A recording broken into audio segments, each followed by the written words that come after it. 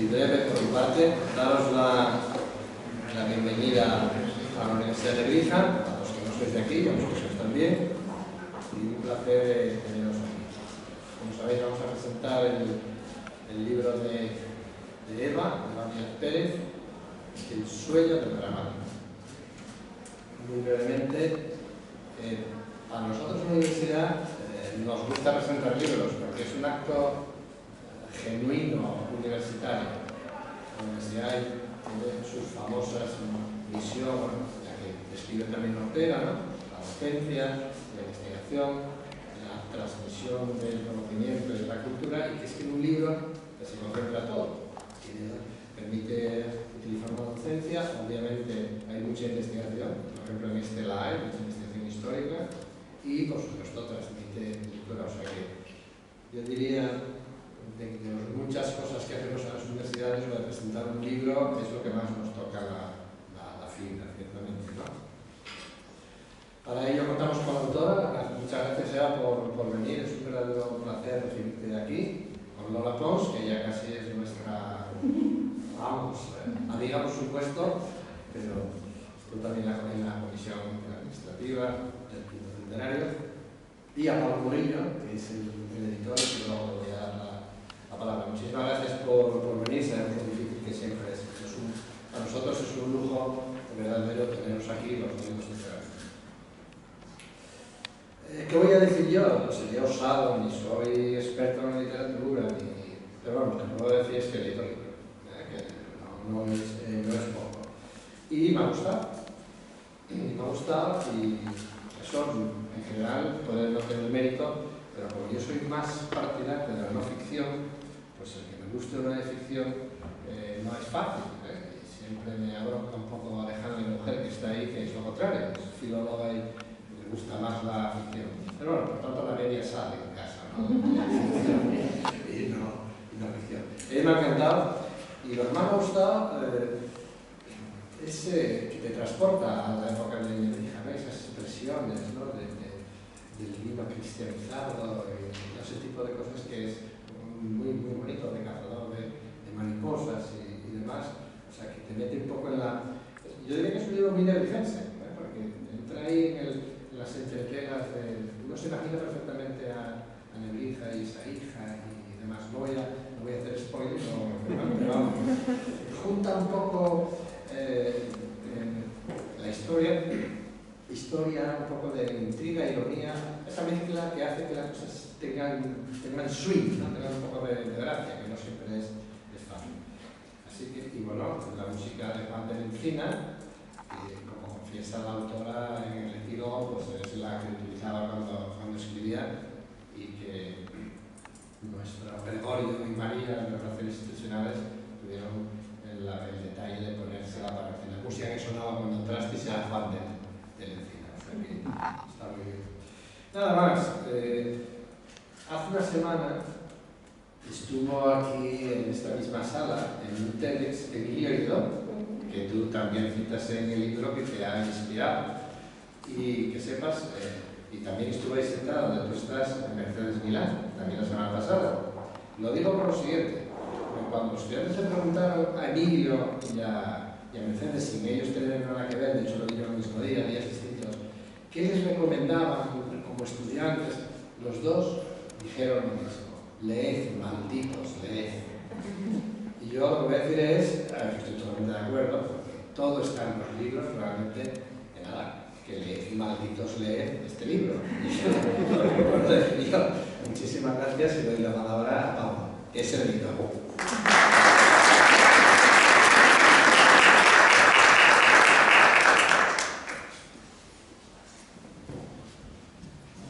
Yo solamente quería dar las gracias, gracias por supuesto a la Universidad de Lebrija, gracias rector por acogernos en este acto, en nuestra casa, maravillosa casa por cierto. Quiero dar las gracias también a Lola Pons, por siempre estar dispuesta a las peticiones de la comunidad de la Fundación. Muchas gracias por venirte con nosotros y también. Y bueno, gracias a todos vosotros por estar aquí, y gracias a Eva. Gracias a Eva porque circunstancias de la vida, bueno, Eva para nosotros es una autora más que de la casa, yo creo que se ha creado casi con nosotros. Yo además creo que es la autora que más libros ha hecho con nosotros de nuestro fondo editorial, creo que este es el quinto, puede ser. Y la verdad que para nosotros, bueno, que nuestros caminos se han vuelto a unir otra vez, gracias a la figura de Nebrija, pues ha sido una bendición. Y del libro un poco puedo decir que nosotros en la línea editorial que tenemos en la Fundación intentamos mimar y ser muy perfeccionistas con los libros, con los autores que trabajamos, y la verdad estamos muy contentos como ha sido la obra, tanto por el contenido como por el formato del libro, y espero que lo disfruten, pero ahora toca disfrutar de la charla que van a tener. Así que muchas gracias por asistir y de nuevo gracias a la Universidad por acogernos.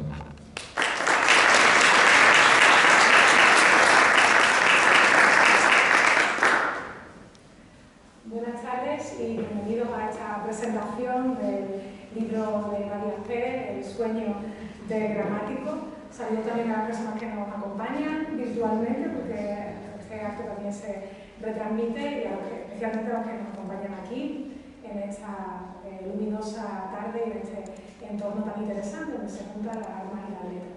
Si les parece, voy a empezar leyéndoles un fragmento de este libro. Las palabras pueden habitar muchos lugares, están en todas partes y en ninguna. Se oyen a veces en mitad de la noche. En la hora del toque de ánimas, cuando sonaba la campana de la parroquia y padre bajaba para dormir, se oía gran estrépito en el sobrado. Parecía que alguien caminaba haciendo crujir las maderas del suelo. Eran las palabras sinónimas que luchaban en duelos y en combates sangrientos por ganar la batalla para ver cuál de ellas entraba en el diccionario. Cuántas palabras rotas y mutiladas encontramos allí. Aunque en otras ocasiones tenían lugar encuentros de palabras que resultaban hermosos, cuando se unían vocablos dispares, pero para enlazarse creaban nuevos significados de gran exquisitez y con aire poético. Eran las metáforas. Y Padre nos leía esos ayuntamientos carnales que tan bellísimos frutos daban. En ese ambiente participábamos mis hermanos y yo con juegos singulares. De Padre aprendimos a hablar con las letras. Nos provocaban grandes carcajadas sus diálogos con las grafías más raras y bizarras. Vuélvase a su tierra con sus amigos y deudos, que aquí no se le estima, le decía a la cara. A la H la apreciaba por mudita y discreta, pero no se fiaba de la idea consonante, pues aseguraba que hiere siempre a las vocales. A mi hermano Marcelo le daba mucho miedo la S, porque al menor descuido se convertía en culebra. Buenas tardes, Eva. Buenas tardes, hola. Muchas gracias por empezar con el fragmento de la novela. Bueno, quiero agradecer a la Universidad de Nebrija que nos haya acogido. Yo creo que un mejor sitio que este no hay, desde luego. Y encima el detalle de ese paisaje sonoro de Juan de la Encina, bueno, me ha rendido. No estaba aquí hablando, pero me ha emocionado mucho, porque en esa soledad de la escritura muchas veces, pues, Encina me acompañaba, ¿no? Y ahora encontrártelo en esta parte, ¿no?, que ya compartes el libro con los lectores, pues es especialmente emocionante. Y bueno, la Fundación Lara, que le voy a decir, si efectivamente es mi casa, si realmente ellos pues siempre han estado allí y han acogido de forma exquisita mis libros. Yo estoy muy contenta de la elección del objeto libro, ¿no? Muy cuidado esa portada, en fin, todo felicidad. Y a Lola, pues qué le voy a decir, que es un lujo estar con ella y que sea ella mi presentadora, porque es como una de esas niñas sabias, ¿no?, que aparecen en la novela, como Francisca de Nebrija, realmente como una reencarnación de esas grandes mujeres intelectuales. Entonces, pues, un placer estar con ella como acompañante, como conversadora de este acto. Muchas gracias. Una cosa que hemos visto ya en este primer fragmento que hemos leído y que habrán comprobado quienes han leído la novela, y tampoco destrozo nada si lo habéis por aquí, es que hay una importantísima voz femenina en la novela, que dice estas cosas de las palabras, y dice que la H es mudita y discreta, que la B parece la minúscula, una señora embarazada, ¿no? Quien va contando todo eso y habla de padre, ¿no? Padre juega con las palabras, padre colecciona palabras, es la hija de Nebrija. El sueño gramático tiene, como pueden ver en la portada, algo más que un guiño femenino, una parte fundamental que que es la historia de Nebrija vista desde una mujer. Doblemente, eso es una meta, ¿no? Lo meta, o sea, escribe una mujer como tú, poniéndole a una mujer como la hija de Nebrija la historia de su padre, en una narración que tiene una parte de ficción y otra parte de biografía. Exacto. Es una mujer. Pues al principio, bueno, hay necesidades narrativas que van surgiendo con la historia, ¿no? Y la verdad es que, aunque ahora es cierto que hay investigadores que están cuestionando la existencia de Francisca de Nebrija, sin embargo, la tradición historiográfica siempre apuntaba a esa existencia, ¿no? O sea, la hija de Nebrija, que lo asistía en la cátedra de retórica de la Universidad de Alcalá de Henares, ¿no? La tradición así lo apuntaba. Es verdad que no tenemos constancia documental, es decir, no está su nombre en los libros de actas, igual que pasaba con otras mujeres, como Luisa Medrano, como Beatriz Galindo, la latina. Yo entiendo también que era lógico, porque probablemente la presencia de estas mujeres, que es algo sorprendente, porque las mujeres no se les permitirá el acceso a la universidad hasta el siglo XIX, pero ya en ese tempranísimo siglo XVI había mujeres dando la lección, ¿no? Impartiendo clases desde las cátedras, ni más ni menos. Era una situación absolutamente excepcional, circunstancial, como el caso de Francisca, si es que admitimos que existió, ¿no? Y bueno, evidentemente no tenía la posesión de la cátedra, ¿no? Entonces esa debe ser una de las razones por las que probablemente no aparece. Y en todo caso, claro, yo tuve claro muy pronto que yo estaba escribiendo una novela muy rigurosa por la historia, pero una novela en la que es posible la ficción si es verosímil históricamente. Y yo creo que o sea, una ficción verosímil, ¿no? Y con esta presencia quería contar la vida de Nebrija no solamente a través de la narración, un narrador omnisciente, sino desde ese yo más íntimo, donde esta relación entre padre e hija que nos revela también la naturaleza muy humana y muy personal de este gran personaje que lo conocemos en los pedestales de las estatuas, en los libros y tal, pero ¿cómo fue el hombre, ¿no? ¿Cómo fue la persona de carne y hueso? Ella me daba muchas claves y también con la presencia de esta mujer, de Francisca, yo quería subrayar esa importancia protagonista que tuvieron las mujeres en ese primer renacimiento, en esa época, muy importante, muy relevante, y es algo que conforme vaya avanzando el siglo XVI, sobre todo ya en el XVII, va a ir desapareciendo y esa figura de las mujeres cultas, de esta escuela y de las mujeres sabias, desaparece hasta convertirse incluso en un elemento grotesco, risible, como vemos en el teatro del siglo de oro, ¿no? Donde aparecen pues, esa figura grotesca de las latiparlas, ¿no? Entonces me sorprendía y me gustaba y como mujer creadora pues me hizo pensar en esas maravillosas mujeres que existieron en esa época y hacerle el homenaje a través de Francisca. Muchas de tus novelas están ocupadas los heterodoxos que han existido históricamente, muchos ligados a Andalucía, otros no. Hay una forma de heterodoxia también elegir a una mujer que entra a la universidad en el XVI, que habla de tú a tú con la gramática y ponerla de argumentar. Sí, es una parte que a mí me ha interesado. En prácticamente todas mis novelas aparecen personajes heterodoxos o épocas o situaciones que están en los márgenes de la historia, ¿no? Yo creo que en ciertas ocasiones la literatura sirve para hacer justicia poética, de verdad, y justicia histórica, ¿no? Entonces, pues me interesa rescatarlos, ¿no? Incorporarlos con naturalidad a nuestra historia, con la gran historia de nuestra cultura, a través de la literatura. Y es verdad, el caso de las mujeres es absolutamente sorprendente, porque la mayoría de ellas, las que se atrevían a hacer esto, tenían una vida muy singular, muy valiente y muy difícil. Entonces son personajes que no lo pasaron bien, ¿no? Y me parece que es una forma de darle un homenaje también.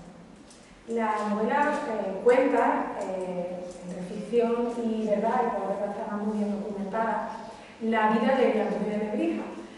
Claro, es cierto que hay veces que uno se termina pareciendo a lo que escribe. Y, por ejemplo, en el caso de Cervantes es muy fácil convertirlo a él mismo en un personaje novelesco, su propia biografía, toda la experiencia de guerra, la reflexión personal, todo eso es fácilmente novelizable. Y en cambio uno piensa en un gramático, esto puede ser un poco injusto, porque los que son gramáticos somos los filólogos, y piensa en la vida de alguien enterrado en el libro, todo el día en la biblioteca, por tanto aburridísimo, y cuya historia sería algo así como yo me levanto, me voy a la biblioteca, escribo, me acuesto hasta el día siguiente. Y en cambio la vida de Nebrija, siempre lo he pensado, tenía, y aquí se muestra, tiene una gran parte novelizable, tiene una parte novelesca, en el sentido que le damos hoy a esa palabra. ¿Tú te diste cuenta enseguida de eso? Sí, la verdad es que, por un lado, claro, efectivamente, es la historia de un intelectual y además una materia que puede llegar a ser área como la gramática, como la psicografía, todo eso, ¿no? Eso fue un desafío, eso fue un reto literario, porque claro, yo me sumergí en investigaciones académicas porque Nebrija es un personaje muy investigado, muy conocido, pero en los ámbitos académicos, ¿no? Entonces yo tenía que trasladarlo al gran público que no tiene por qué conocer los detalles historiográficos de la filología, ¿no? Entonces eso fue un reto por un lado. Y por otro, bueno, el hecho de que bueno, que fuera una intelectual y digo, bueno, ¿qué aventura hay aquí? Pues sí, hay una aventura, hay una epopeya intelectual. O sea, es alguien con una curiosidad por el conocimiento desde que era pequeño en su pueblecito de Nebrija, leyendo y aprendiendo en latín en las tumbas romanas que había descarriladas por allí, hasta el final de su vida. O sea, a mí eso me parece una aventura más interesante que otras aventuras épicas, ¿no? Y fue un personaje muy viajado también, un personaje que constantemente pues, iba atrapando cosas de los lugares donde iba, y a mí me pareció una aventura interesantísima, la verdad, y el personaje me fascinó, y cuando descubrí cómo podía, o sea, esa intuición que tiene que encontrar el novelista, ¿no? Porque si no, no hay personaje, ¿no? Yo lo encontré en los prólogos de sus obras, en los prólogos de sus obras que son muy cervantinos, aunque esto sea posterior. Le ocurre como Cervantes, da muchas claves de su vida, pero detalles íntimos, detalles que te permiten eso, intuir cómo era él, cómo debía ser ese personaje que ya digo que ha pasado ahí la gran historia, es como inalcanzable y tal. No, aquí está el ser humano, y aquí están sus fragilidades, y aquí están sus partes luminosas, y aquí están eso, las sombras y las luces, ¿no? Y eso me ayudó mucho a intuirlo como personaje de novela también, aunque ya digo que es una novela que intenta ser muy rigurosa con la historia real del libro. Sí, pues sí, con el símil cervantino. Si hubiese que buscarle unos molinos de viento a ese Cervantes que es Nebrija, que ya sabemos que no fue un personaje fácil, tampoco habrá sido para ti novelizarlo en su carácter, ¿no? Alguna vez he dicho que es ese tipo de persona, todos conocemos a alguien así, que no puede no hablar, ¿no? Nebrija es ese personaje, todos tenemos algunos cerca, que teníamos queriendo mucho, pero que provoca situaciones incómodas. Esos molinos de viento son ese latín que tú mencionas en una parte inicial de la novela, que él detesta y que lo llama latín de remiendos, ¿no? O sea, latín de cocina se llamaba también, son esos molinos de viento. Exacto, sí. Él, por ejemplo, la profesora Teresa Jiménez Calvente ha hecho una... En fin, a mí me alumbró mucho los escritos de ella en ese sentido, porque es verdad que él se plantea su empresa, su obsesión de arrasar por la barbarie en España como si fuera un caballero, y en fin de cuentas es la época de las novelas de caballería, ¿no? Entonces él de alguna forma se convierte en caballero de las letras latinas, que aprende el latín en su cuna, en Italia, y luego regresa a su tierra a batallar contra los bárbaros, contra los villanos, contra los monstruos, contra los molinos de viento, que son ni más ni menos que los catedráticos de la Universidad de Salamanca, la Atenas de España, ¿no? En la época, y que él considera desde muy temprano, ¿no? Como bárbaros. ¿Por qué? Porque barbarizan, porque introducen en el latín rasgos y palabras castellanas, una especie de Span-English, ¿no? Entonces eso a él le atormentaba profundamente cuando él se da cuenta de que sí, los profesores saben mucho, pero no saben decir, es decir, no saben decir la lección, no saben latín, cometen cantidad de errores, ¿no? Y esa batalla me interesó también mucho, ¿no? Este personaje incómodo, este gramático vulgar, porque en la época la gramática era considerada la menor de las ciencias, ¿no?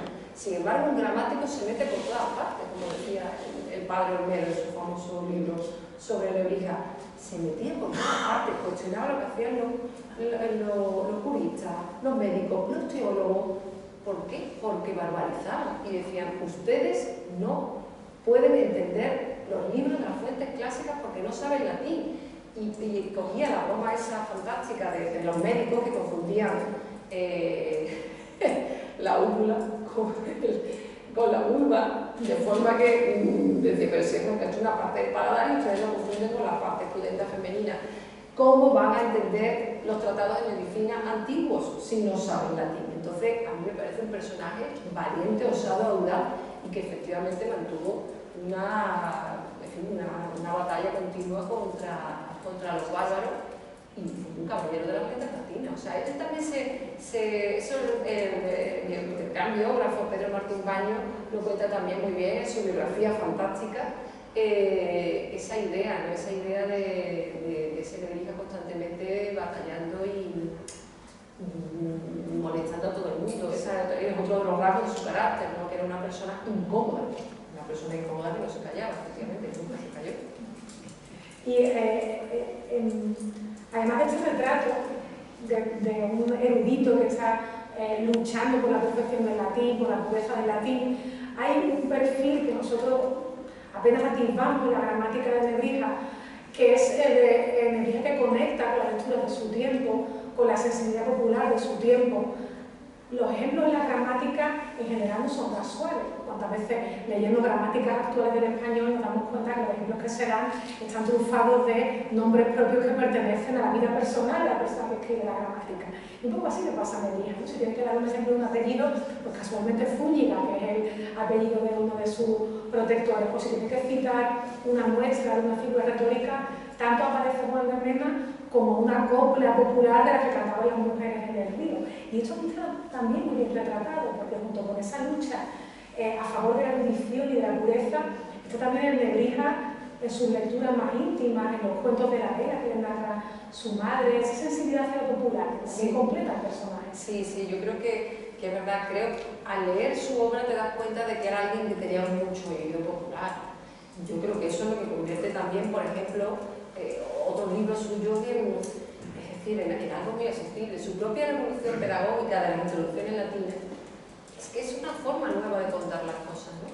Y a mí me interesó mucho, pues leí muchísimo de toda la literatura popular de la época, el Marqués de Santillana, con las coplas, todas esas cosas han metido, refranes de la vieja, están en fuego, todo eso está asimilado en el propio Nebrija y aparece también en la novela, porque yo creo que es alguien que, claro, cuando había sido estudiante de Salamanca, pues él había estudiado con esos mamotretos, que así se llamaban, de ahí la palabra, con esos libracos insufribles, y claro, él se da cuenta de que hay que conectar con lo sencillo, con lo popular, hacer las cosas más fáciles, ¿no? Y yo creo que esa es otra de sus grandes revoluciones, ese oído popular que tenía, ¿no? Y cómo explica las cosas en la gramática, explica las cosas de una forma muy sencilla, ¿no? Que sorprende, ¿no? Sorprende esa habilidad para conectar, ¿no? con un público muy amplio, ¿no? En su popularidad.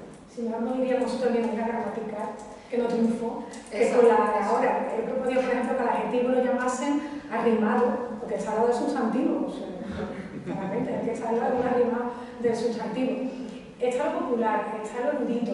Y después yo situaría también otro plano más, que es la finura, la sprezzatura e Italia. Italia está también aquí reflejada. Muy presente, sí. De hecho, yo tuve claro que la novela, arranca con la voz de Francisca de Nebrija, desde ya el tiempo final de su padre, pero sí que hay un periodo especial, o sea, la novela vuela, arranca con el viaje a Italia, porque, claro, él, y eso Francisco Rico lo ha explicado fantásticamente en su libro sobre Nebrija, o en el suyo del humanismo también. Es decir, él es un personaje clave en nuestro Renacimiento, él trae ese mundo del humanismo. Entonces, a mí me interesaba mucho que el lector comprendiera esa otra revolución que él trae a España, ese mundo, ese pensamiento, ese ir a las fuentes clásicas, ¿no? Entonces, por supuesto, está la estancia en Bolonia, que para él es absolutamente reveladora y fascinante. Y por otro lado, otras dos cosas que yo sí incorporo, que se añaden al final, pero no me importa decirlas ahora. Hay una parte, aproximadamente un año y pico, una cosa así, no sé si llega tanto, no recuerdo bien, de Nebrija, que no sabemos exactamente qué es lo que hace en Italia. Ahí hay una laguna documental que la novelista aprovecha para entrar con la ficción siempre verosímil.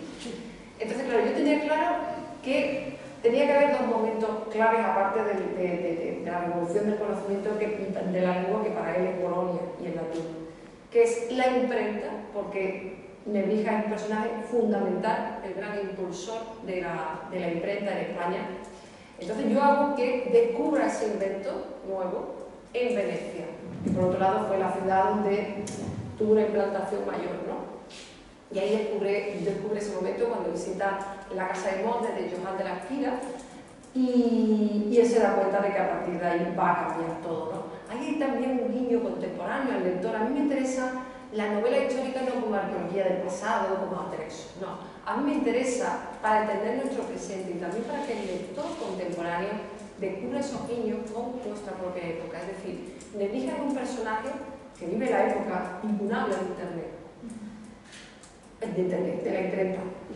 Nosotros somos habitantes de una época incunable de Internet y descubrimos mucho también de los asombros, de conciertos, sombras, luces que encontraron aquellos que vivieron ese nacimiento de la imprenta, esa revolución.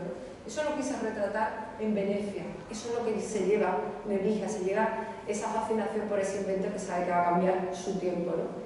Y por otro lado, otra parte especial, donde está retratado todo ese mundo del Renacimiento, que es, yo digo, yo lo tengo que llevar a una corte del Renacimiento. Me dije, ¿cómo me voy a traer una corte del Renacimiento? Entonces lo llevo a Urbino, que es la corte erudita que creó el duque de Montefeltro, el condottiero, gran mecenas, y ahí pues se recrea ese mundo del arte de la belleza, del buen decir, del buen escribir, de la música, donde se sentaban al atardecer en la logia a hablar de lo divino y humano, con diálogos muy del Renacimiento, ¿no? Entonces, esa estancia era fundamental. Y también hace un homenaje, porque esa es la corte en la que se inspira Baltasar de Castiglione en el Cortesano, que si bien es verdad que es un poco posterior, esto ocurre con el hijo del duque de Montefeltro, Guidobaldo, pero sí valía, ¿no?, todo ese espíritu que se fragua allí, ¿no? Entonces me interesaba que el lector supiera de lo que se apropia Nebrija en Italia y cómo vuelve a España e intenta llevar ese mundo, esa nueva época, ¿no? Ahí aparecen además algunas discusiones, porque no es un libro geográfico, esto también hay que señalarlo, es un libro que pone de relevancia a una figura que es un gigante de nuestro Renacimiento, que es un titán de nuestras letras, pero sin caer en esa geografía barata de que Nebrija fue perfecto. Pero es verdad que las discusiones siempre salen ganando, obviamente. Hay una discusión que él tiene precisamente ahí en Italia en torno a la imprenta, porque está quien va a decir que eso es un arte mecánico. ¿Cómo va a triunfar un arte mecánica? ¿Dónde se va a quitar a un escriba con ese homenaje a la manuscritura y al manuscrito iluminado frente a ese invento y esos tipos mecánicos? Y en esa discusión me parece también un sintagma que tú aprovechas con mucha habilidad, que da un ritmo trepidante incluso a veces a esas discusiones, que es eso de las sonrisas de Urbino, que se esconden ahí. Las sonrisas de Urbino, ¿verdad? Bueno, esas son cosas que te van ocurriendo, ¿no? Fruto de ese ambiente, de esa atmósfera de ese lugar de Urbino, donde efectivamente yo introduzco a través de esos diálogos renacentistas, que en realidad son los diálogos de la novela, lo que pasa es que tienen ese eco, ¿no?, intencionado, ¿no? Pues esas discusiones, por ejemplo, la querella entre lo nuevo y lo viejo, por ejemplo, también, o en el caso de los que estaban a favor de la imprenta y los que no, tipófobos o tipúfilos, ¿no? Que es verdad que es una discusión que existió en la época, ¿no? Entonces, eso, por ejemplo, Busca, en su famoso libro de la cultura del Renacimiento de Italia, lo destaca mucho, es decir, ahí había un enfrentamiento entre la gente que, por otro lado, era la que controlaba el conocimiento, y por otro lado también los aristócratas que tenían, como el caso del duque de Montefeltro, una biblioteca maravillosa y donde además tenía un equipo de gente que recorría bibliotecas por toda Europa, por los conventos de Europa, donde donde se hacían unas cubiertas maravillosas de piel, de piedras preciosas y tal. Y dices, esto es un objeto maravilloso, ¿cómo va a ser igual que esa cosa infame que se hace ahí en serie? Y no tiene sentido, ¿no? Entonces ese debate existió.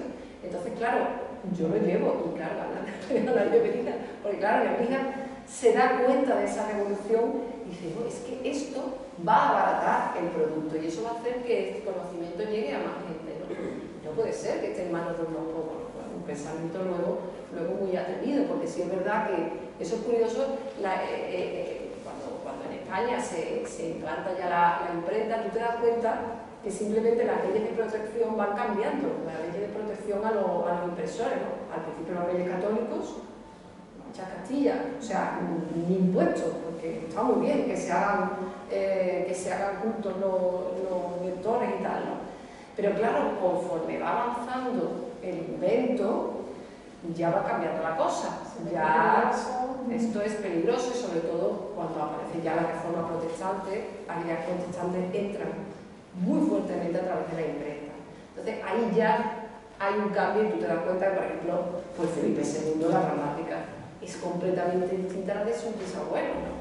Eso es muy curioso, y dice, como al principio, bueno, todo, y un poco también lo de internet, ¿no? Antes era todo, y ahora ya hay como cierta, esto no me digo, exacto, hay una cosa como parecida, ¿no? que es lógica, ¿no? Entonces, eso, por ejemplo, se retrata también, ¿no? en esa corte, que también luego tendrá un paralelismo en la corte de Zúñiga, ¿no? Que es otro personaje que a mí me parece muy interesante, que era este alumno de Nebrija, que le permitió a Nebrija, como decía, tiempo y sosiego. Es que dice, déjate de las clases en la universidad y vente a mi señorío de Extremadura, que era el maestre de la orden de Alcántara, ni más ni menos, y tiempo para escribir, para investigar, o sea, la maravilla absoluta, ¿no? Entonces, claro, es la época en la que Nebrija, aparte de tener sus hijos, que también fue muy prolífico en eso, es cuando te escribe su gramática, los diccionarios, decía, y tuvo tiempo, ¿no? Entonces, esa corte, a la española, yo la retrato también con esa intención, ¿no? De una versión española de esa corte erudita del Renacimiento italiano que existieron en Extremadura, una corte itinerante. Es una corte que va a estar en Palmea, en Villanueva de la Serena, en distintos lugares, ¿no? Donde estaban las propiedades de Juan I. Es una parte, creo que muy curiosa, ¿no? de la vida de Nebrija. En la etapa que Nebrija está sin clase, la verdad es que cuando investiga, cuando escribe más, cuando es más prolífico, estamos haciendo en la universidad, pero lo cierto es que cuando escribe más y se concentra más, como cuando decía un compañero mío que creía sociedad marxista porque una sociedad sin clase, ¿no?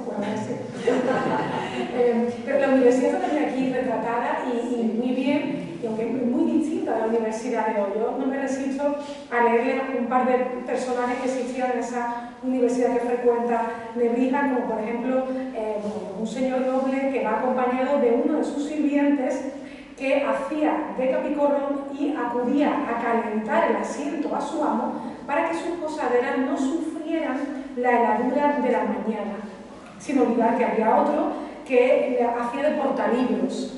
Todo ese retrato de esa universidad tan distinta está aquí plasmado y muy divertida.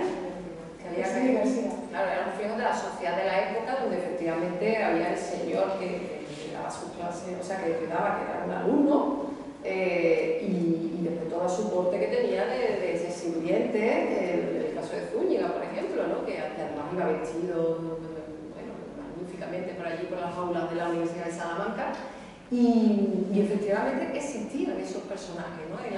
Yo pude documentar muchísimo de toda esta historia pupilar, ¿no? de la Universidad de Salamanca de la época, y me ha parecido absolutamente divertido, porque también es un mundo en el que ya se refleja ese mundo de la picaresca. Es decir, está ahí, evidentemente tenía que salir lo que salió, ¿no? Porque en la vida de los estudiantes estaban los riquísimos estos y después los que pasaban muchísimo hambre, ¿no? Que ahí hay unas escenas tremendas. Hay un lugar también en la parte de las escuelas menores de Salamanca, que era el desafiadero, donde ahí pues, se batían en duelo los estudiantes, las tabernas, o sea, hay un ambiente ahí muy divertido, ¿no? que Nebrija lo vive, claro, intensamente, ¿no?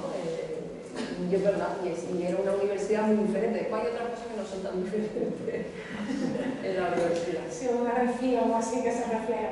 El bestiario está muy bien reflejado, no me resisto a contarles que incluso se retrata que de tanta hambre que pasaba con algunos estudiantes, llegaban literalmente a comerse los libros. Sí.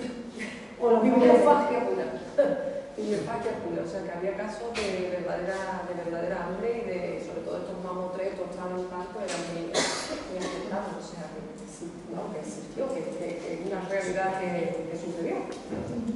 Ya habréis visto que la novela lleva todo un proceso de documentación detrás que es impresionante, tanto propiamente histórico, que ya aquí ha revelado, de la biografía de Nebrija, como la de cada uno de los ambientes por los que pasa esa biografía, como era Bolonia, como era Salamanca, como era Extremadura, como era Sevilla, como era Alcalá, como era la vida de las mujeres en la época. La novela tiene al final una parte que ya no es novela, obviamente, que son tus confesiones, es un apéndice no menor, un epílogo, como tú lo llamas, confesiones de una fabuladora, donde va revelando la parte de detrás del tapiz, ¿no? Si un texto es etimológicamente un tejido, tú le das la vuelta a ese tapiz y nos dice, estos son los hilos los que se ha cosido este entramado. Bibliografía no citada bibliográficamente, bibliografía muy de hilo, muy bonita también.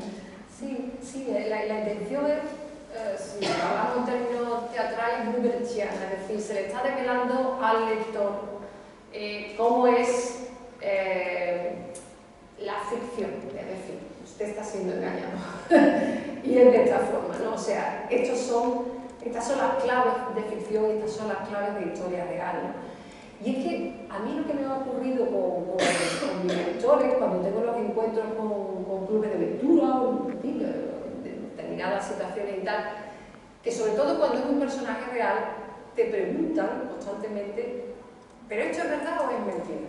Por ejemplo, en la última novela sobre Murillo hay evidentemente una parte también de absoluta rigurosidad histórica, pero hay otros elementos de ficción.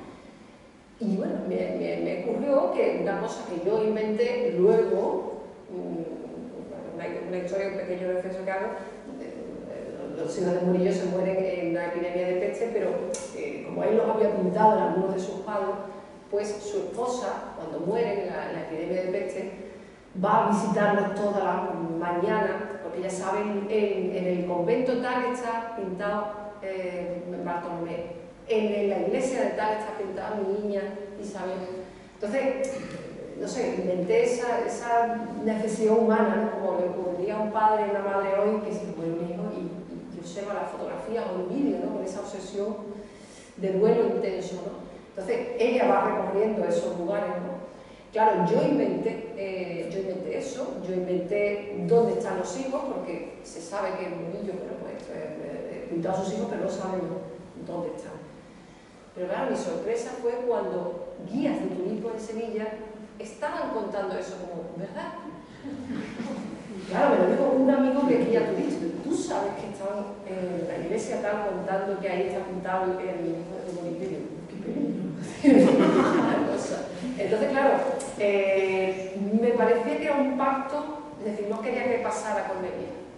Porque, como decía al principio, la novela, este tipo de novela, aparte del puro deleite, si lo encuentran, ¿no? De lectura, de mucho por la literatura, ¿no? Aparte tiene esa dimensión divulgativa que a mí me parece muy interesante en determinadas novelas, ¿no? Y yo quería que ese gran público conociera a este gran personaje de nuestra historia sin tener que sumergirse en las investigaciones más académicas, ¿no? Sino que encontrara al personaje, pero develándole también que es verdad que es mentira.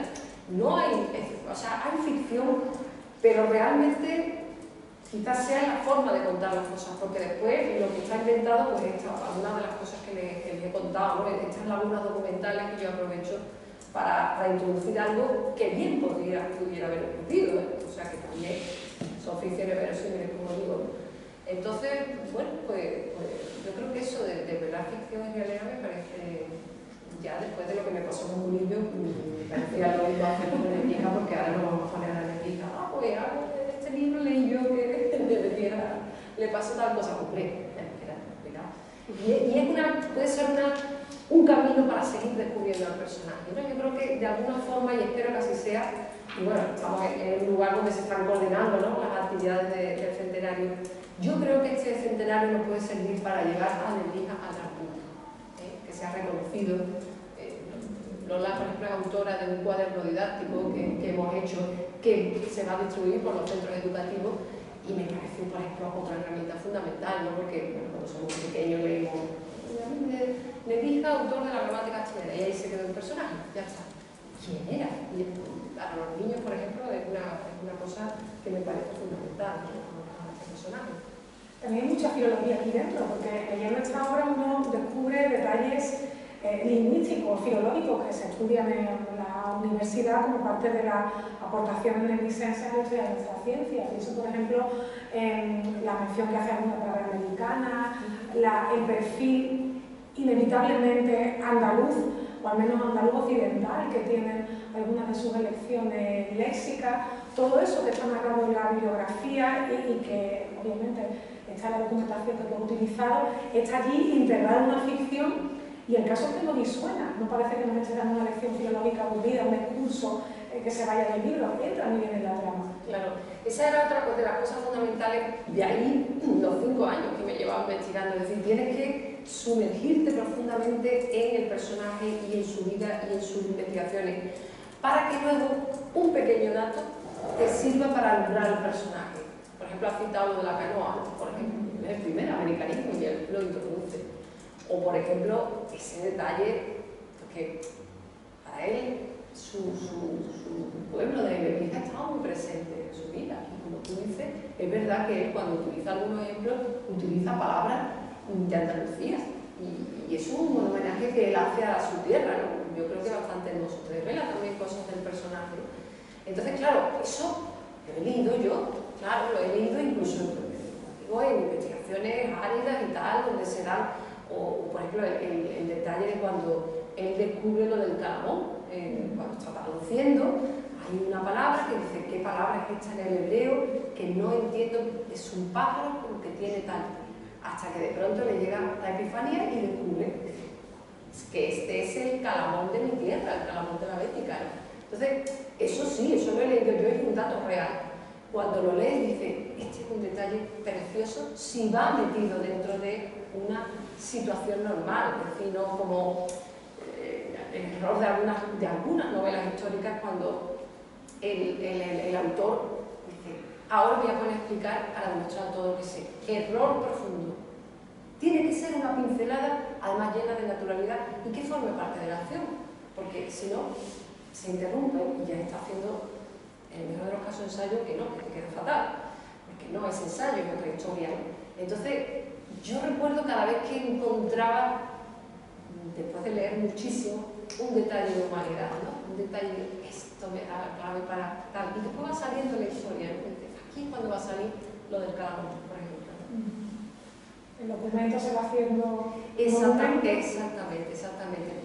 Hay una parte que no controlas del todo, porque, claro, yo tengo muchas anotaciones, pero claro, tienes que tener todo eso presente en la cabeza para que vaya fluyendo.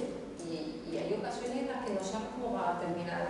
Por ejemplo, en el caso de Francisca Nebrija, hay una cosa que sucede al final que surgió conforme iba avanzando la historia, ¿no? La historia también se va formando y te va dando sus propias claves, ¿no? Y eso sucedió y sucede con muchas de las cosas, ¿no? Ahí Francisca Nebrija tiene un momento precioso y me gusta muchísimo en la novela, cuando ella hace algo aparentemente aburrido como conjugar los verbos, ¿no? La conjugación se enseña muchísimo a los niños, en concreto ella parte del clásico verbo de la primera conjugación, que es el verbo amar. Pero a medida que va narrando el presente, y yo amo, y el pasado, y yo amaba, y el perfecto, y el futuro, nos va contando su propia historia amorosa.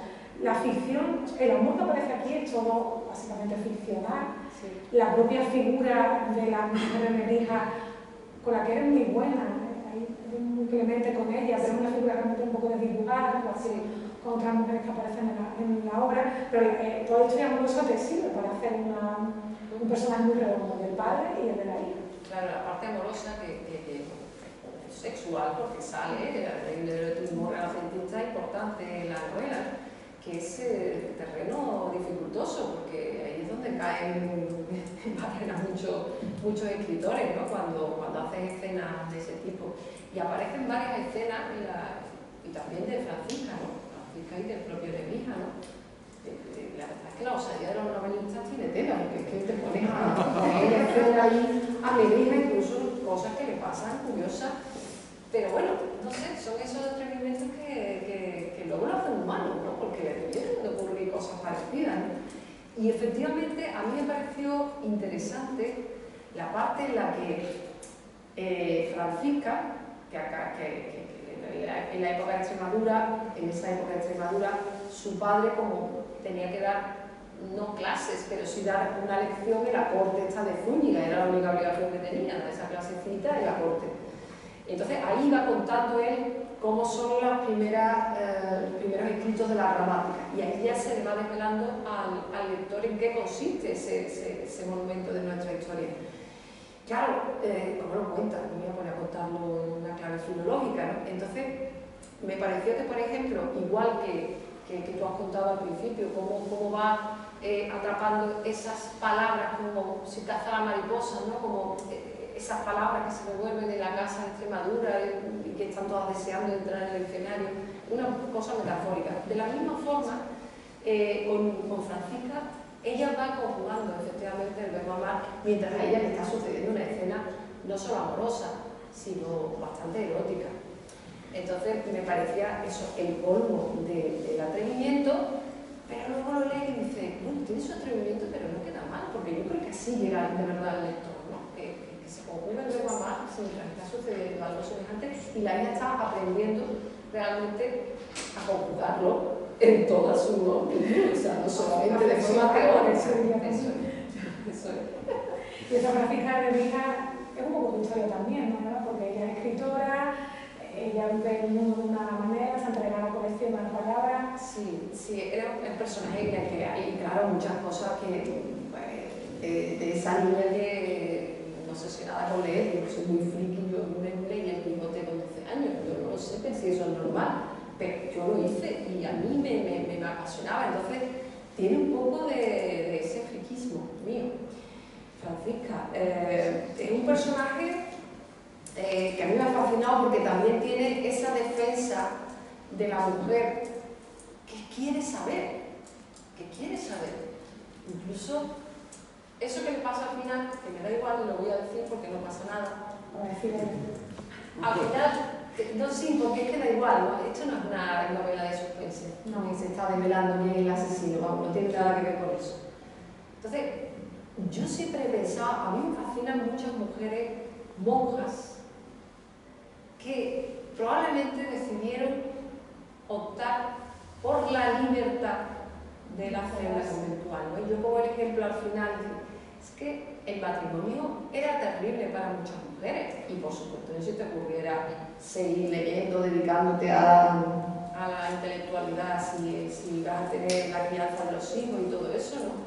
Entonces, esas mujeres escritoras, monjas místicas, todo esto que va a suceder, ¿no? Que en breve, era muy habitual, y yo siempre he pensado, es que la celda conventual era un espacio de libertad, era la habitación propia de Virginia Woolf.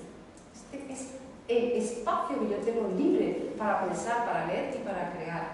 Entonces, hay mucho de mí, claro, en esa decisión de una mujer que lo que le gusta es leer y escribir y pensar, y que lo otro no quiere. Ella es una mujer, o sea, verás que Francisca tiene su vida amorosa, como su padre, ¿no? Los dos, pero no quiere el matrimonio porque sabe lo que va a significar eso. Entonces ella decide, y me parece que es un acto de libertad, encerrarse en un convento. Es muy paradójico, pero tiene cierta lógica, ¿no? Lo entiendo así, no sé, yo a lo mejor en otra época habría tenido un convento, no lo sé, porque yo en un convento de eso con una biblioteca, dedicándome al huertecito, sí, te levantas a la hora de Martínez, da igual, no sé, tiene su encanto, puedo llegar a entenderlo. Ella, toda la novela se está configurando una visión de Francisca ya es una edad más mayor, que está hablando de la vida de su padre y está retratándolo como un señor mayor, que mira hacia atrás. Este es un Nebrija que no estamos tan habituados, siempre pensamos en un Nebrija muy fuerte en cuanto a su personalidad, con mucha capacidad de movimiento, pero se retrata desde ese Nebrija niño hasta el Nebrija mayor, torpón, no solo mujeriego, sino también que se viene abajo, que necesita ayuda de la hija. Da piedad mucho de Nebrija, al final. Esa parte, la parte ya de Alcalá de Henares, ¿no? Donde ya es un hombre mayor, donde ya se da cuenta de que se le olvidan las palabras. Se le olvidan las palabras a quien había escrito el diccionario. ¡Guau! Es que eso es... Ahí me identifiqué, yo, en fin, me parece tal tragedia esa, ¿no? De un sabio que se da cuenta cómo se va deshaciendo la memoria. Que sí, ahí hay una parte muy, no sé, me conmovía ese Nebrija, ¿no? Que además se da cuenta de esa torpeza, de esas cosas ya de moribundo, ¿no? El problema que tuvo de la apoplejía, todo esto, esa parte de la enfermedad, que sin embargo él pues va al pasado un poco, ¿no? A su época, en fin, a recordar toda su vida, ¿no? Su gran historia, y esa parte, pues bueno, a mí me emocionó mucho esa parte de Alcalá de Henares, de nuestros sabios ya en sus últimos momentos, ¿no? Pero bueno, ya a un paso de la posteridad. ¿Cómo te gustaría que conociéramos a Nebrija, como nos vamos cantando en ese año del centenario? Pues yo creo que con curiosidad, la misma curiosidad que tuvo él. Y yo creo, vamos, a mí lo que me ha ocurrido es que Nebrija era un personaje que apenas conocía, ese gato que conocemos todos vagamente, y yo me he quedado fascinada con el personaje. A mí me parece un personaje que es uno de los grandes de la historia de nuestra cultura, y un personaje además que nos da orgullo, ¿verdad? O sea, y esa fuerza que le da a la lengua, con esa gramática tan incomprendida fue en su época, ¿no? Pero que le da una fuerza al español que el español se convierte en la lengua más adelantada de todas las lenguas vulgares, con mucha antelación al resto de lenguas, ¿no? Me parece un héroe, a mí me parece un héroe, ¿no? Entonces yo espero que la gente identifique ese lado humano, ese lado, como decía, de epopeya, de revolución, de personaje pionero, como si Nebrija destilara lo mejor de nuestro renacimiento. Yo creo que esa es una de las mejores épocas de nuestra historia. Y sobre todo es el orgullo del castellano, el hecho de que el español sea hoy la lengua que es, bueno, pues una parte importante es nuestro héroe. Gracias a él pues tiene esa fuerza también, muchos otros por supuesto, pero yo creo que Nebrija fue uno de los que hizo más, ¿no? Por esta lengua que nos permite comunicarnos con millones de personas.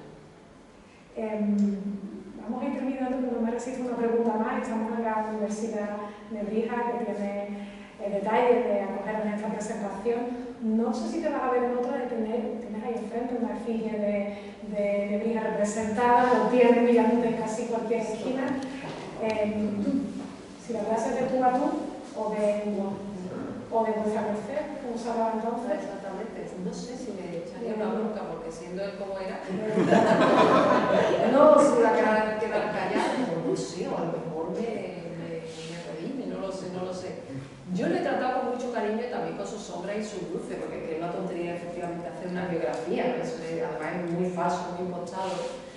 Yo he intentado intuir cómo era, no sé si he acertado, pero yo creo que este Nebrija humano nos acerca más, ¿no? Y a mí no sé qué me diría, pero, hombre, yo no me he portado mal con él. O sea, yo creo que... Además, ya ahora lo conozco como si, no sé, como si conociera sus calzones, la verdad. He estado conviviendo con Nebrija mucho tiempo y ya es un personaje casi de tú a tú. O sea, que creo que sea así para mí.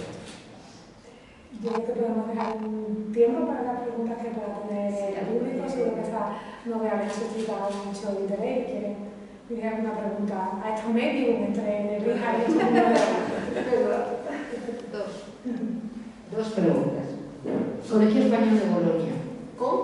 Colegio Español de Bolonia. ¿Sabes que tenían un sirviente cada uno en una celda? Claro. Es que es algo adelante, haga que conoce bien el colegio. Y segundo, una pregunta, estoy deseando, estoy deseándolo. ¿Le haces coincidir en algún momento dado con Beatriz Galindo? ¿Le haces coincidir en algún momento dado con Beatriz Galindo, que era salmantina? Se habla de ella porque efectivamente además fue discípula de él, e incluso Francisca muchas veces tiene a Beatriz como el ejemplo, ¿no? Esta mujer es un ejemplo para mí, ¿no? Entonces, Beatriz aparece en la novela, pero Francisca no cuando nació, más o menos, Francisca cuando nació, ¿se sabe? Mira, aproximadamente, no se sabe exactamente porque porque hay hay una diversidad de interpretación incluso entre los investigadores, ya te digo, la misma existencia de ella, porque se supone que tuvo una hija, pero ahora tiene como muchos nombres, Sabina, Francisca, Isabel, más algunos tienen hijos, pero más o menos 1470 y tantos aproximadamente, muy al final, 76 o por ahí, aproximadamente. Si es que existe. Ya sé, no, sí, pues bueno. Nos dedicamos a lo mismo. Se confirma, vamos, por ejemplo, Marcelo sí se sabe que lo tiene, bueno, 1477 aproximadamente, porque tienen que escapar de una epidemia de peste, tienen que huir de... Pues igual que Beatriz, que dicen que entra en la universidad, pero no está aprobado. Exactamente, eso es que no aparece oficialmente, ¿no? Y Luisa Medrano tampoco, pero... Es que el 90% de las mujeres de esa época son invisibles, ¿no? Claro. 25, que existieron porque... Claro, y en los libros de acta constaban los catedráticos, claro, pero si era una cosa circunstancial. No, Beatriz porque acabó enseñando la Exactamente, claro, si no, antes pues, nada. quedaría invisible, absolutamente. Bueno, nada más, que enhorabuena y que te deseo lo mejor, estoy deseando. Muchas gracias, Daniela. ¿Tiene una pregunta? Hola, buenas tardes. Muchas gracias, Lola, Eva, por el coloquio que está fenomenal. Quería felicitarla por la novela, porque me parece que tiene muchísima calidad literaria en el sentido estilístico y en narrativo, ¿no? Y no es fácil, después de 5 años de tanta documentación, el integrarlo, como bien decías, sí que parece una mala novela histórica, ¿no? Y todo lo contrario, es una novela muy fluida. Espero que sobre todo la gente joven, los alumnos y alumnas universitarias la lean y descubran Nebrija y todo su contexto, ¿no? Lo que creo que has hecho es humanizar al humanista. Y yo hasta ahora, en estos 3 años que llevo leyendo sobre el tema, no había encontrado un libro que lo humanizase de esa manera, ¿no? Y te quería preguntar por 2 aspectos que has mencionado de pasada. Uno tiene que ver con, vamos a decir, el personaje travestido, que es una mujer que se hace pasar por hombre, ¿no? Francesca, porque fue uno de los 4 o 5 fogonazos que tienen la lectura de la novela, totalmente inesperado y con una fuerza, se llama el Tratado de Erotismo, el capítulo, que me ha dejado totalmente agradado porque es muy valiente, ¿no? Y te quería preguntar sobre cómo desarrollaste ese aspecto y esa idea. Y creo que es cuando llega a Bolonia. Y luego la segunda parte, que aparte es un tema que a lo largo del año centenario está surgiendo en muchos medios de comunicación, esa analogía que a priori parece un poco burda, pero es que te lo has mencionado, que precisamente Humberto Eco, en su famoso libro de los años 60, y era de Bolonia además, el profesor allí, apocalípticos e integrados, pues está repitiendo ahora, en Nebrija era un integrado, un apocalíptico, con una imprenta, y realmente Venecia en 1469, que es cuando tú sitúas la llegada de la Venecia, cuando llega la imprenta allí, digo, es un poco el Silicon Valley de la Europa de la época, ¿no? Entonces, quería que también nos contases un poco cómo te documentaste y cómo decidiste hacerlo en Venecia y no en otra, en Roma, ¿verdad? Porque me parece fascinante, porque a veces no nos damos cuenta de perdón, me estoy extendiendo, pero de ese aspecto tan importante que es que una persona muy joven salga de su casa, de un pueblo que tenía 300 o 400 habitantes, y que llegue al centro del saber y se esté produciendo una revolución tecnológica que cambia la historia de la humanidad, ¿no? Y eso está también montado en el libro, que a lo mejor probablemente los jóvenes, si no tienen un libro que no sea novela, no lo lleguen a entender y a visualizar también como haces tú una novela. Por eso, esas son las 2 cuestiones y felicidades de nuevo. Sí, pues bueno, el caso de Francesca, la estudiante travestida, a mí es que es un tema que me interesa mucho también, de estas mujeres que se vestían de hombres, ha fingido para asistir a la universidad, ¿no? Hay varios casos, Y uno conocido es el de la dramaturga Feliciana Enríquez de Guzmán, por ejemplo, que asistió precisamente a la Universidad de Salamanca, Lope de Vega la cita, en fin, que Amezcua también se refiere a ella, en fin. Era una cosa, hombre, no habitualísima, pero sí existió, y entonces eso me interesó mucho que apareciera en la novela, ¿no? Ese personaje que fascina al jovencísimo Nebrija, que está por otro lado fascinado con Italia, con el latín, y todos son fascinaciones, encima esa, ¿no? Y también me abría el camino a Francisca, es decir, es una mujer inteligente, una mujer que piensa, y que incluso en la cena esa, el episodio del Tratado de Dialectismo, plantea algunos problemas a ese Nebrija que no sabe interpretar como una mujer, en vez de dejarse tal, pues empieza a describir las partes del cuerpo porque ella es estudiante de medicina. Entonces, claro, ahí también hay una investigación, por cierto, en otro apartado de la novela que me interesó mucho, que es el tema de la medicina. La medicina de la época, también la misoginia dentro de la medicina de la época, la parte final, en la que ya vemos a un Nebrija moribundo, también hay una investigación en cómo se trataba la apoplejía, todas estas cosas, o sea que está documentado, y me parece un tema muy interesante, un tema de la medicina de la época. Y bueno, el tema de las mujeres travestidas me interesó mucho meterlo, y salió como de pronto, ¿sabes? O sea que no estaba previsto, pero de pronto hay un momento en el que te da un chispazo y dices, caramba, ese aparece este personaje, lo que nos va a anticipar un poco lo que está por venir, y que, no sé, que cambia un poco los esquemas de Nebrija, ¿no? Y después lo último que me preguntaba era lo de Venecia, ¿no? Ese, efectivamente, claro, como decía, a mí me interesan esos guiños contemporáneos al lector actual. Es decir, que un estudiante joven se puede ver reconocido en Nebrija como Nebrija hizo su Erasmus era ese, o por ejemplo lo que después a partir del siglo XVIII será el Gran Tour, ¿no? El Gran Tour que hacían los niños aristócratas, los hijos de los aristócratas, para aprender la cultura grecolatina, era el viaje inevitable a Italia, ¿no? Italia como la revelación, ¿no? Entonces, claro, es que se sentirán reconocidos, ¿no? En alguien que va a otro mundo, o sea, a otro país, que vive en otro país, con otras costumbres, y que de pronto en esa etapa de su vida es absolutamente reveladora, ¿no? Ese Nebrija que va allí y que efectivamente encima va a ese Silicon Valley, que me parece en fin, un sitio magnífico, porque efectivamente allí es donde descubre el gran invento de su época, ¿no?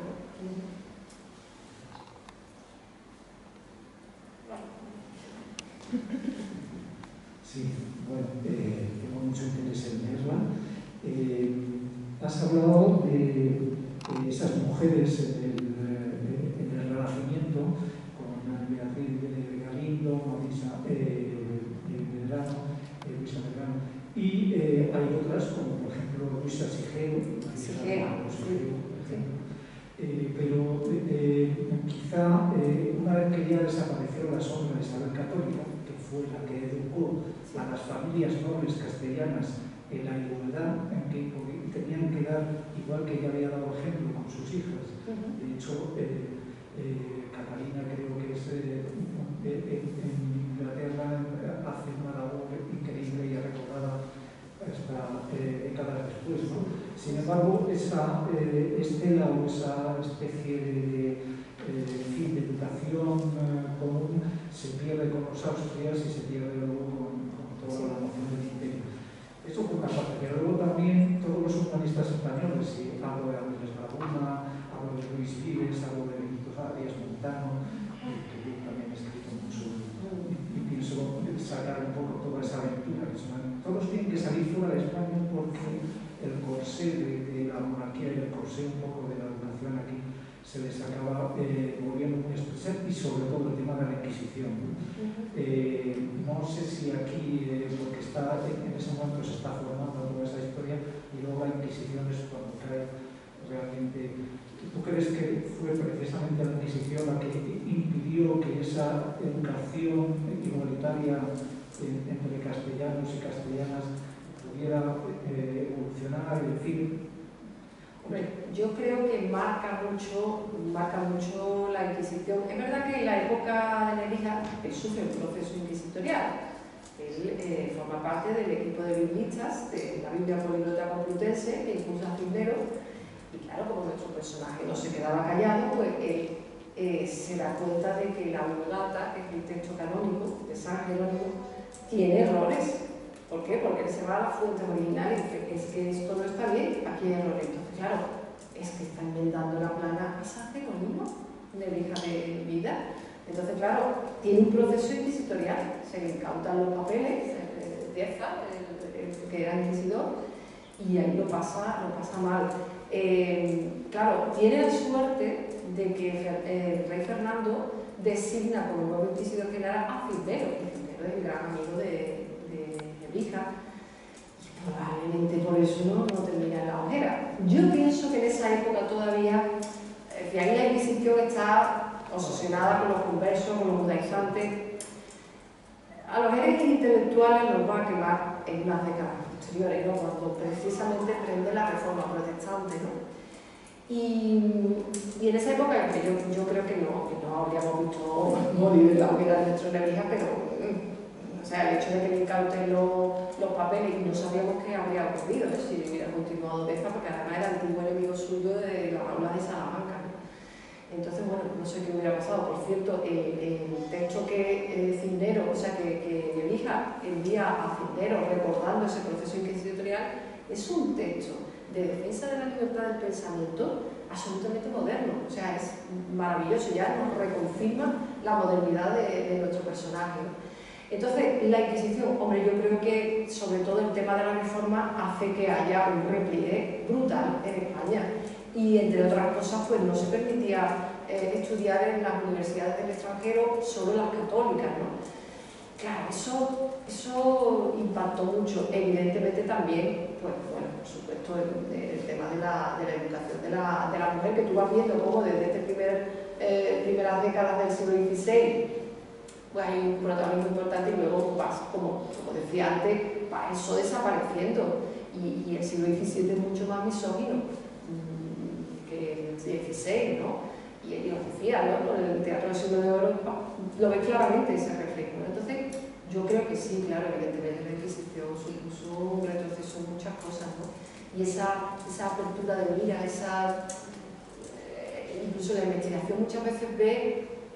Yo estudié, por ejemplo, mucho el caso de Juan de Manlara, ¿no? Juan de Manlara sufre también, tiene un problema parecido al de Nebrija y le incautan los papeles, y a partir de ahí se echa para atrás toda esa comunidad que había de eruditos, ¿no? De la academia que existió en la Sevilla de la época, muy renacentista, en repliegue, y ya dice, aquí material de acarreo, es decir, aquí interpretar cosas nuevas, no, aquí lo que está venido y ya está. Entonces, claro, eso, el miedo, es que el miedo era normal, ¿no? Entonces yo creo que sí que desgraciadamente fue una evolución.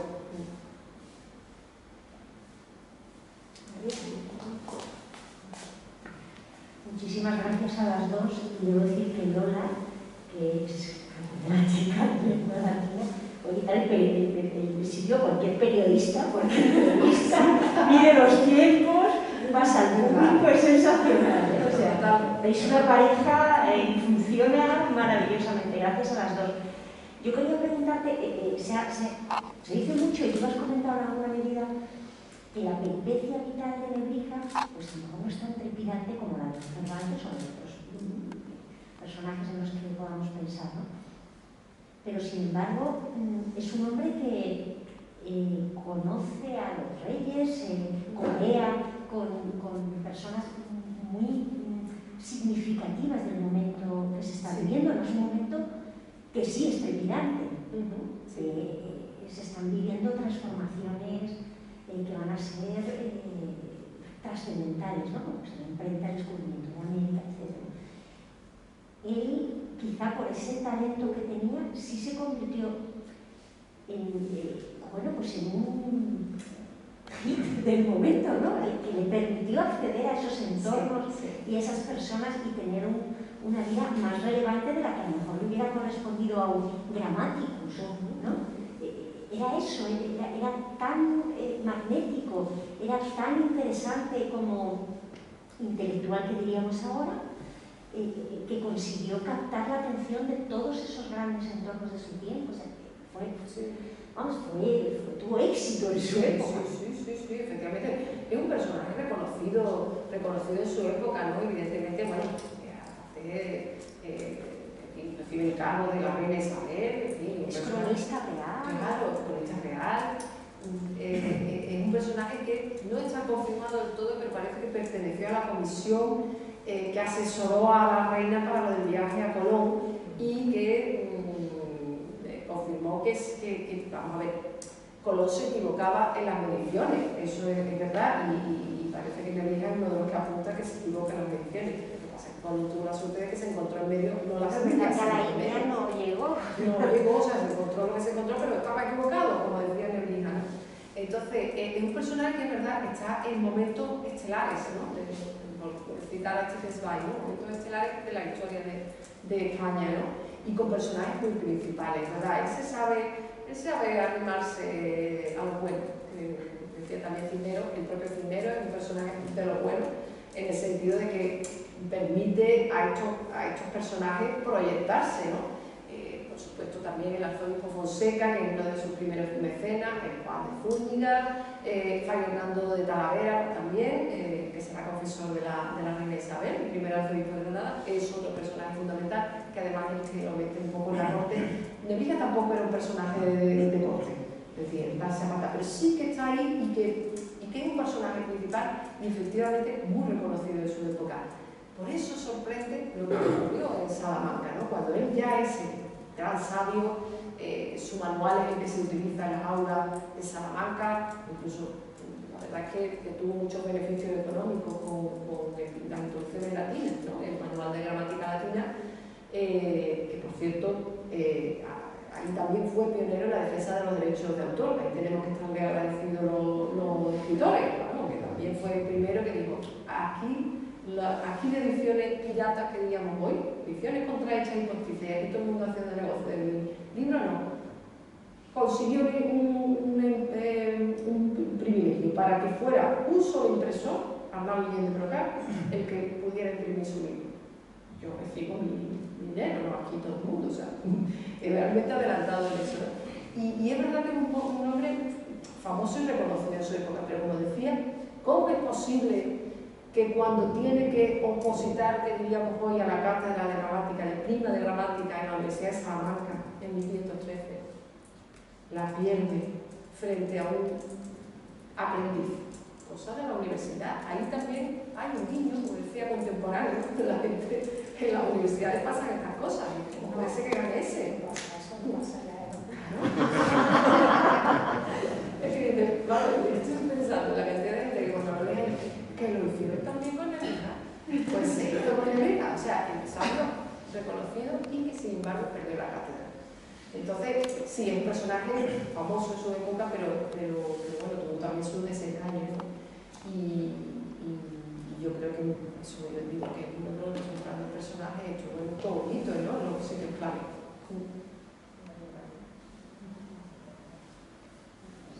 No hay más preguntas. Agradecemos de nuevo a la Universidad Nebrija por recibirnos, por supuesto, claro. A la Fundación Lara, que me ha permitido disfrutar de este rato tan agradable con mi querida Eva Díaz Pérez. Pareja artística ya. Pareja artística. María Vamos a representar nuestro enfrentamiento. Yo soy muy pro valdesiana, como Juan de Valdés, y Juan de Valdés era el gran enemigo de Nebrija, pero esto para otra ocasión.